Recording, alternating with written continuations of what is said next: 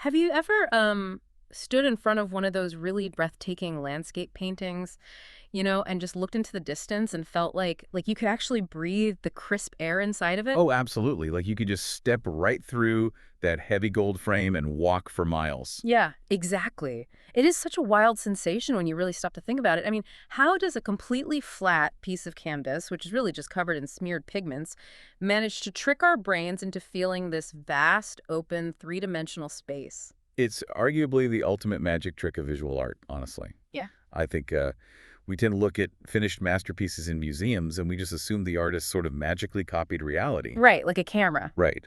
But they do Right. not do that. They engineer an illusion layer by really careful layer.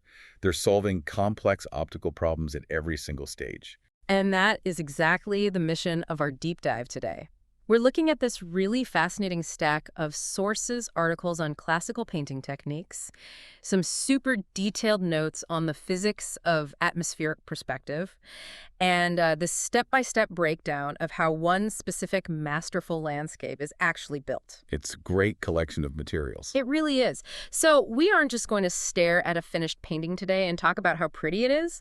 We are taking a literal masterclass in the construction of atmosphere. We want to dissect the process, to understand the visual logic of the artist. We're going to explore the exact colors, the specific brushstrokes, and those deliberate choices that turn a flat surface into a living ecosystem. I love that approach. So to set the stage properly for you, we are picking up the notes on this specific painting after the initial foundation has already been laid down. Okay, so they're not starting on a totally blank canvas. Exactly. The artist has finished what is known in classical painting as the grisaille. Yeah, which is essentially the underlying tonal structure of the painting. You can think of it as like a monochromatic blueprint. Oh, okay, so the light and dark shapes are there, but no color. Precisely. Yeah. The core light and dark values are established, but the canvas currently lacks life, it lacks temperature, and, most importantly, it lacks air. Got it. So now comes this crucial transformative stage, turning that basic structural blueprint into a breathable atmosphere where color doesn't just describe things, but actually actively builds depth and distance. I mean, I remember trying those paint my numbers kits as a kid, and my skies always ended up looking like flat blue walls, so I'm very eager to figure out where I went wrong. We are going to learn to look like a painter today. That's the goal. So to build a world, you obviously have to start with the sky. Wow. But how on earth do you paint empty space without it just looking like a flat wall of color? Well, you have to engineer depth before you even attempt to paint a single detail. Yeah. So the artist begins this sky with a highly diluted mix of ultramarine blue, warm white, and just a tiny touch of raw umber. Raw umber, okay. Yeah. And the application process itself is the first critical decision. They begin from the top of the canvas and they move downward. Sweeping down. Right. Visually, the top of the canvas receives an intensely chromatic, rich blue, and as the brush moves down toward the horizon, the paint fades into a much lighter, luminous tone. Okay, now I have to push back here for a second based on what I read in the breakdown. Isn't that just, painting a standard color gradient? I mean, anyone who has messed around in basic photo editing software knows how to drag a dark to light gradient tool across a screen. That is such a common misconception, but thinking of it as a simple gradient is just, well, it's profoundly wrong in this context. Oh, really? Yeah. This is not about just blending colors to make a pleasing backdrop. This is the very first deliberate construction of physical depth in the painting. Okay, explain that. The artist is not painting clouds or shapes yet. They are establishing what we call the color field. So establishing the color field is about more than just making it blue. Far more. They are setting the specific values and the temperatures of the sky right from the start. Human optics naturally dictate that cool colors, like that ultramarine blue, they recede from the eye, while warm colors advance. Oh, wow. Okay, so the eye naturally pushes blue away. Exactly.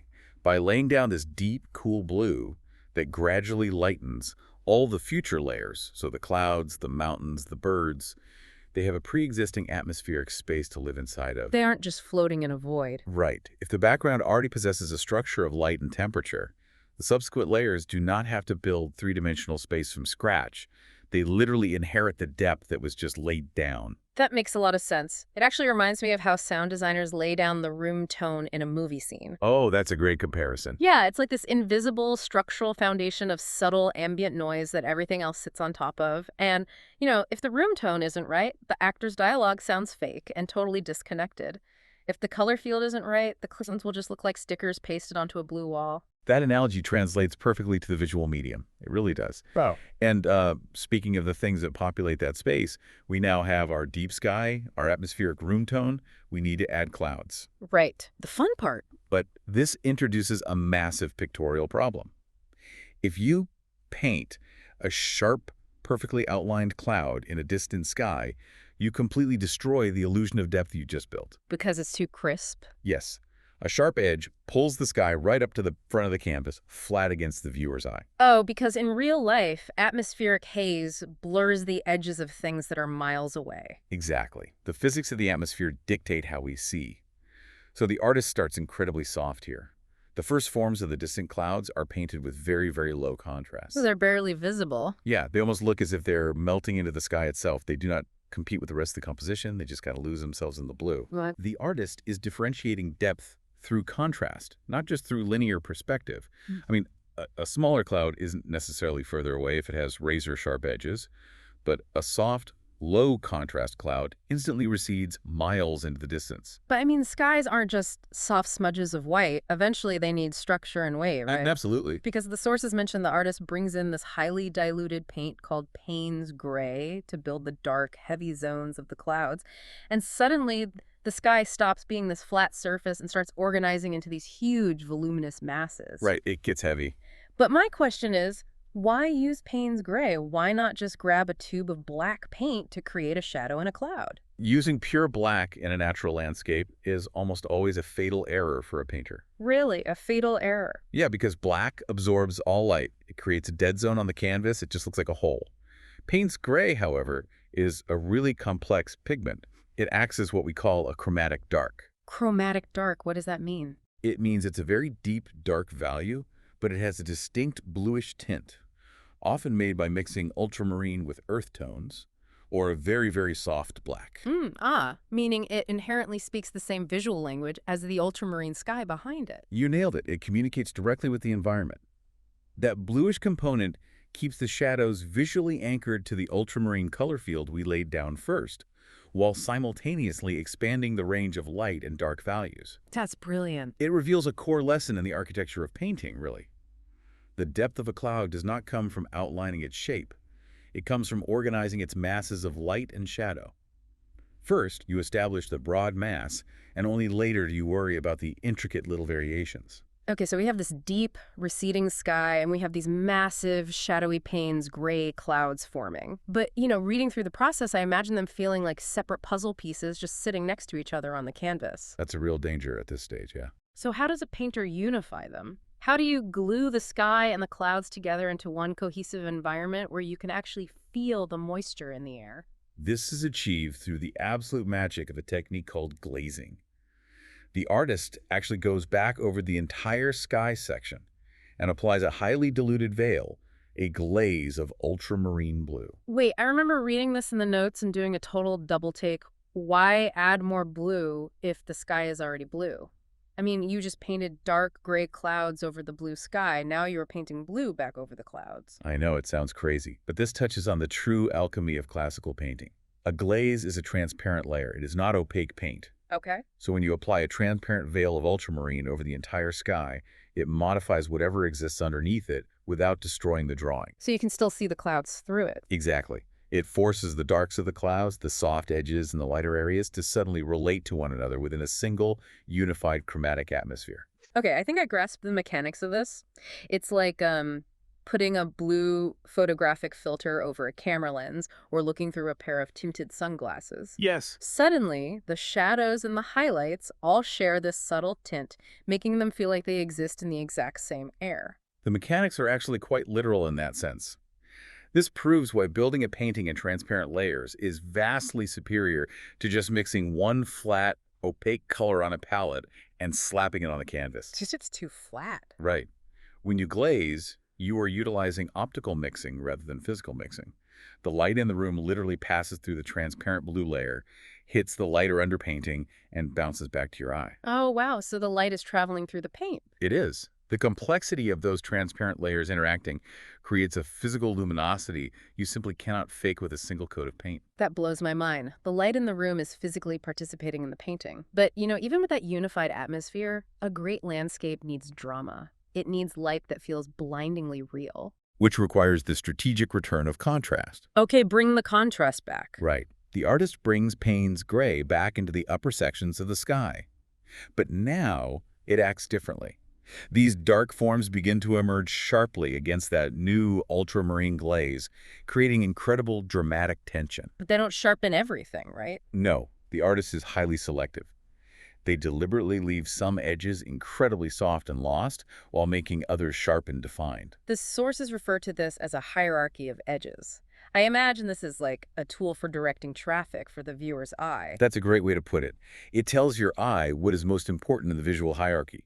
If every edge in a painting is perfectly sharp, your eye is just overwhelmed by the noise. It has nowhere to It's rest. just exhausting to look at. Precisely. By contrasting sharp edges against lost, soft edges, the artist orchestrates a deliberate path for your eye to travel across the canvas. And then comes the dramatic light itself. The breakdown describes the artist using a warm white, specifically a mix of titanium white and yellow ochre. Yes, that warmth is key. When this warm white hits the canvas, it contrasts against both the dark Payne's gray and the cool blue ultramarine. It gives the clouds this rolling, heavy volume. They stop looking like flat cutouts and start looking like massive accumulations of water vapor. The light actively models the three-dimensional mass of the cloud. The painter doesn't outline the cloud in bright white, they sculpt the volume. But here is the true master lesson of this stage. Oh, ready? They do not stop at white. Right. This was the detail from our sources that completely threw me for a loop. It surprises a lot of people. After laying down the white highlights, the artist comes in and adds orange glazes, and then lilac glazes, directly into the bright light areas of the clouds. I was trying to picture this in my head. Why on earth put purple and orange inside a bright white cloud? This raises a fundamental principle about how we perceive the world, and it's honestly one that separates novices from masters. Yeah. We tend to think of light as just being white or bright, but light has temperature. Temperature, like Yeah. warm and cool. Yes. By introducing a subtle orange glaze into the highlight, the artist brings a physical sensation of warmth, perhaps mimicking the reflection of the sun hitting the dense water vapor. Oh, that makes sense. And by introducing lilac into the transition areas, they bring a cool variation, suggesting the internal shadow of the cloud itself or the reflection of the deep blue sky. So warm and cool temperatures are just coexisting right next to each other inside the light mass. They are in constant dialogue. The cloud ceases to be a flat shape and becomes this deeply luminous mass built on a very precise scale of values. The artist is thinking in a strict sequence here. You have the core shadow, then the halftone, then the atmospheric color, then the warm light, and finally the point of maximum clarity. It's almost mathematical. It is a highly engineered progression, not just random brushstrokes. It is stunning to realize how much architectural thought goes into painting something as seemingly fluffy and random as a cloud. But, all that atmospheric moisture and light we just built in the sky doesn't just float there in a vacuum. No, it affects everything. It directly changes how we perceive the solid earth below it. So let's bring our eyes down to the horizon where the sky meets the distant trees. Moving to the earth requires a complete shift in both visual scale and technique. The artist switches tools entirely. They pick up a flat bristle brush, and they mix chrome green with raw umber to block in the distant tree line. Those specific pigments are interesting. Raw umber is a very earthy natural brown, and chrome green is incredibly vibrant. And the technique shift is so deliberate, too. They aren't sitting there with a tiny single-hair brush painting individual leaves or separate branches. Definitely not. I marvel at this because I think a lot of people confuse realism with hyperdetail. But realism here doesn't mean painting every single leaf. Realism is the art of choosing exactly what visual information the human eye actually needs to interpret a scene and firmly discarding the rest. Discarding it. Yeah. At a distance of 3 miles, your eye cannot physiologically see a leaf. It sees a mass of vegetation. The stiff bristles of the brush allow the artist to suggest those groupings of trees, creating a rough, organic texture without over-explaining the anatomy of the forest. And to build richness into that tree line, the artist adds lighter tones using chrome green, cadmium yellow, and yellow ochre. But they don't just paint over the whole tree line. They leave some of that dark, earthy, raw, umber underpainting visible. That's crucial. The accumulation of layers is what generates natural variation. If you paint a tree line with one solid mixture of green, it looks synthetic. It looks like plastic. Like a cartoon. Exactly. By letting the darker, warmer underpainting peek through the cooler yellow-green highlights, the vegetation feels organic, it feels broken and alive. The light is hitting the canopy, but the deep shadows between the branches remain intact. And to punch up those deep shadows, the artist drops tiny accents of Payne's gray into the darkest crevices of the trees. But the notes emphasize they use just a few drops. Why use the absolute darkest dark so sparingly? I mean, if you want contrast, shouldn't you darken all the shadows? That introduces the principle of hierarchized contrast. Hierarchized contrast. Yeah, think of contrast in a painting like the volume dial on a stereo. If everything's turned up to a 10, if every single shadow in the tree line is equally dark, then nothing stands out. It just becomes visual noise. It just blends into mush. Right. By reserving the most intense, dark values for very specific, targeted spots in the tree line, the artist controls exactly where the viewer's eye is drawn. The contrast separates the large groups of trees, giving them form, without plunging the entire horizon into a black hole. So we have the vast, complex sky, we have the mid-ground tree line anchoring the horizon. Finally, to complete this world, we have to connect the mid-ground to the distant fields, the grasslands stretching far into the background. For the distant grass, the artist returns to the bristle brush, using a stippling motion with a yellow-green mix. Stippling. Yeah, stippling means applying the paint in small, distinct dots or dabs rather than long strokes. But the most crucial decision here is that they deliberately keep the contrast incredibly low. The marks are small, they are soft, and the colors are somewhat muted and grayed out. Why hold back on the detail? If it's a field of grass, shouldn't we see the texture of the blades of grass? This demonstrates the ultimate rule of atmospheric perspective. The further away an element is in a landscape, the less visual information it requires. In fact, too much information breaks the illusion. So distance literally strips away information. Exactly, or rather the atmosphere does. Think about what happens as you look further away in reality. The atmosphere is filled with dust, with pollen and moisture. Right, it's not empty space. Exactly. That moisture scatters light. Therefore, the greater the distance, the thicker the veil of air between you and the object. This veil strips away sharp definition. It strips away color intensity, making everything slightly grayer and bluer.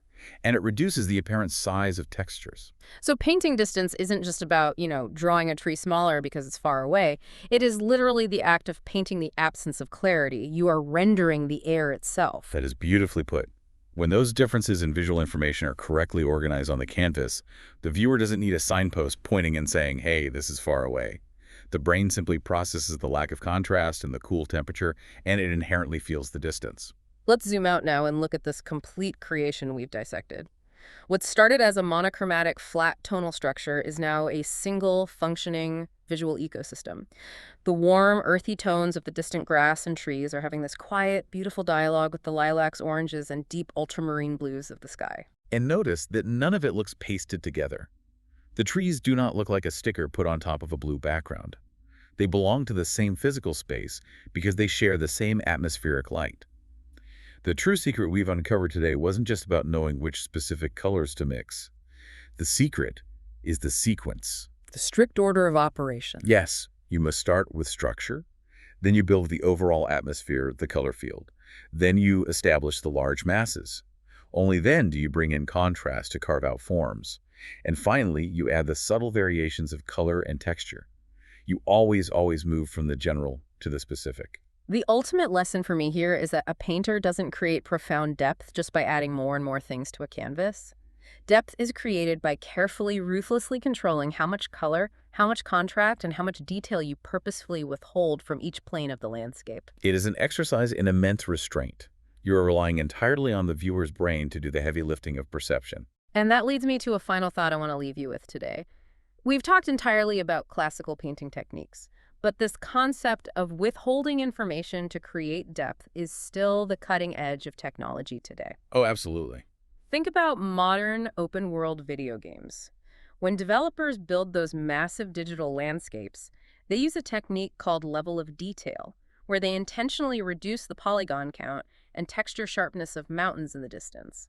They even program digital volumetric fog to gray out the horizon. That's exactly the same principle. Right. They do this to save computer memory, obviously, but it works perfectly because They are relying on the exact same atmospheric rules these classical painters mastered centuries ago. The greatest artists, whether they are holding a bristle brush or writing code, they don't render the whole world for you. They just give your eye the exact right clues so you can build the world yourself.